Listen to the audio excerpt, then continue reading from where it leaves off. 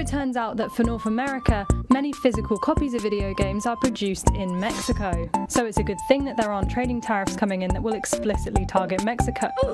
Oh. One of the most interesting conversations in the video game community as a whole in recent years has been the conversation around physical games and their place in an industry that more and more is becoming streaming driven. While physical copies of games do still exist, distributors like Steam and Epic Games are able to offer things that physical copies just can't. Whether that be the convenience of storage and accessibility, a reduction in the use of plastics and other physical resources, or hell, even just lower prices, there are many strong arguments for streamed media compared to physical. And hey, don't get me wrong, I'm a big fan of a good hard copy, especially when it comes to things like collector's editions and steelbooks. There's nothing quite like the tangible feeling of something physical in your hands, especially with some developers leaning more heavily into the concept of subscription-based software.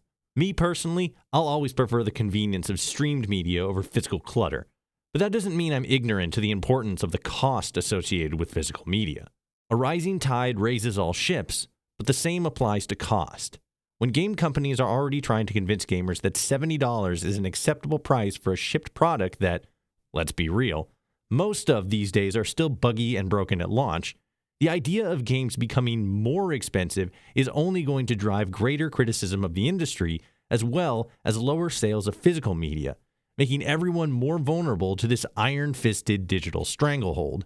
Regardless of your feelings about Donald Trump or any other politician for that matter, if you're a gamer, the prospect of physical copies of games becoming more expensive due to his or anyone else's agenda should concern you.